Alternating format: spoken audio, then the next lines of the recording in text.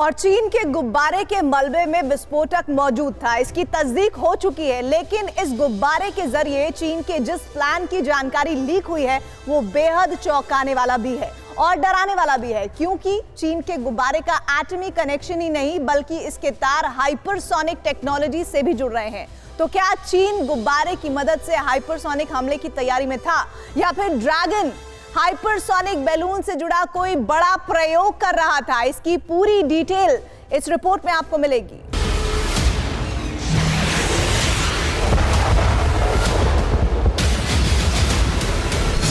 चीन सिर्फ मौसम की जानकारी ले रहा था तो बैलून में विस्फोटक क्या कर रहा था?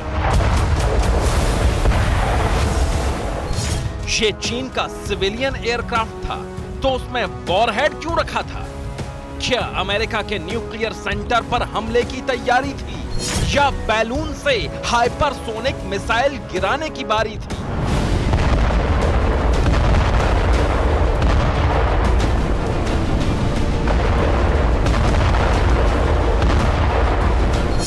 अमेरिका के आसमान में चीन का जासूसी बैलून क्या कर रहा था?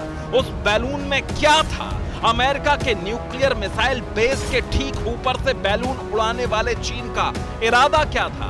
अमेरिका ने अपने F-22 फाइटर जेट से AIM-9 साइड विंडर मिसाइल दागकर बैलून को तो गिरा दिया, लेकिन अमेरिका के दक्षिण कैरोलिना तट और अटलांटिक महासागर में जैसे जैसे उस बैलून का मलबा मिलता जा रहा है, चीन के बैलून को लेकर राज और सवाल और गहरे होते जा रहे हैं। बैलून के मलबे से अमेरिका को कई सबूत मिले हैं, उन सबूतों के बारे में विस्तार से बताएंगे, लेकिन पहले बैलून में बंधे चीन के इरादे जानने के लिए साल 2018 का एक वीडियो देखिए।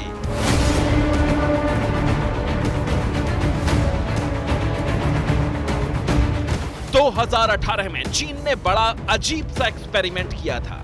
दुनिया के शक्तिशाली देश फाइटर जेट्स, नेवल शिप या सबमरीन से मिसाइल दागने का परीक्षण करते हैं, लेकिन चीन ने हीलियम गैस से भरे एक विशाल गुब्बारे की मदद से पूरा का पूरा हाइपरसोनिक ग्लाइड व्हीकल उठा लिया। चीन ने बेहद ऊंचाई पर उड़ने वाले गुब्बारे की मदद से हाइपरसोनिक मिसाइल दागने का परीक्षण किया था। इस परीक्षण के दौरान चीन का बैलून एक साथ चीन की 3 हाइपरसोनिक मिसाइल लेकर बहुत ऊंचाई तक उड़ा था। विशाल बैलून में लटके हाइपरसोनिक ग्लाइड व्हीकल में चीन की DF-17 हाइपरसोनिक मिसाइलें थी। चीन की DF-17 मिसाइल की ऑपरेशनल रेंज 2500 किलोमीटर तक की है। पेंटागन भी DF-17 को लेकर खतरा जता चुका है। हाइपरसोनिक स्पीड से उड़ने वाली DF-17 को रोकने के लिए फिलहाल अमेरिका के पास भी कोई कारगर एयर डिफेंस सिस्टम नहीं है।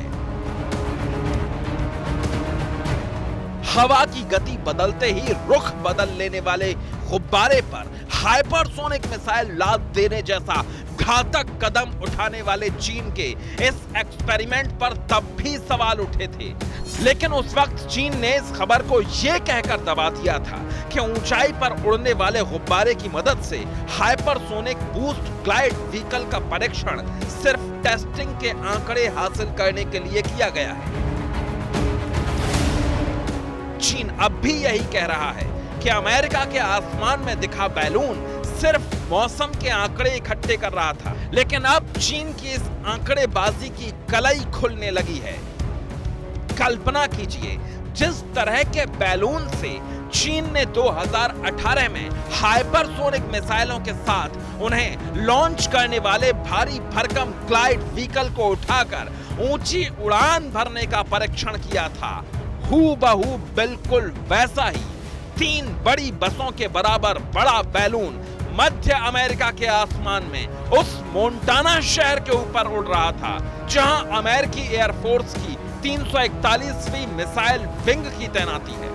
वो मोंटाना जहां अमेरिका के ग्लोबल स्ट्राइक विंग का सबसे घातक हथियार मिनटमैन 3 तैनात है। वो मोंटाना जहां अमेरिका का न्यूक्लियर सेंटर है। क्या चीन का बैलून अमेरिका की मिसाइल विंग और उसके एटमी बेस पर हाइपरसोनिक मिसाइल से अटैक करने वाला था?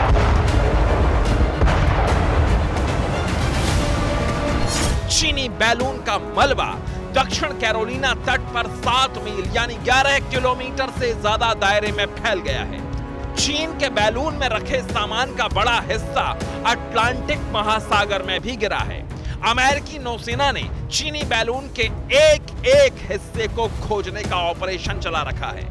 मलबे को इकट्ठा करने के लिए अमेरिकी नेवी सील कमांडो समुद्र में गोते लगा रहे हैं।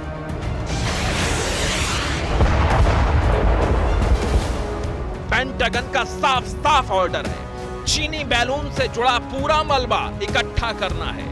लेकिन जितना मलबा अभी तक मिल गया है, उससे भी अमेरिका को चीन के खिलाफ पर्याप्त सबूत मिल गए हैं। अब तक बरामद मलबे से ही यह साफ हो गया है कि चीन का यह बैलून सिर्फ मौसम की जानकारी इकट्ठा करने के लिए अमेरिका के न्यूक्लियर सेंटर मोंटाना के आसमान पर 4 दिन से नहीं टंगा था, बल्कि चीन का बैलून खतरनाक मुहिम पर था।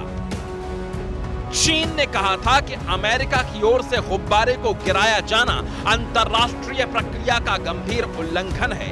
उसने अमेरिका को इसका अंजाम भुगतने की धमकी भी दे दी थी।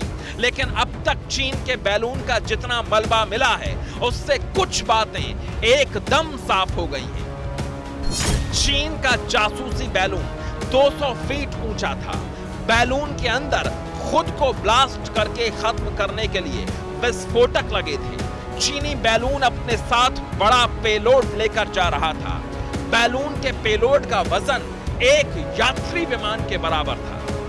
नियम यह है कि अगर कोई विमान या उड़ने वाली चीज कारमाइन लाइन यानी धरती से 100 किलोमीटर की ऊंचाई से नीचे उड़ रहा है, तो वो उसके नीचे मौजूद देश का एयर स्पेस माना जाता है। यानी चीन का बैलून अमेरिकी एयर स्पेस में था। चीन का जासूसी गुब्बारा खुद को खत्म कर पाता, इससे पहले अमेरिका के F-22 युद्धक विमान से AIM-9 साइडविंडर मिसाइल दागकर उसे नीचे गिरा दिया गया।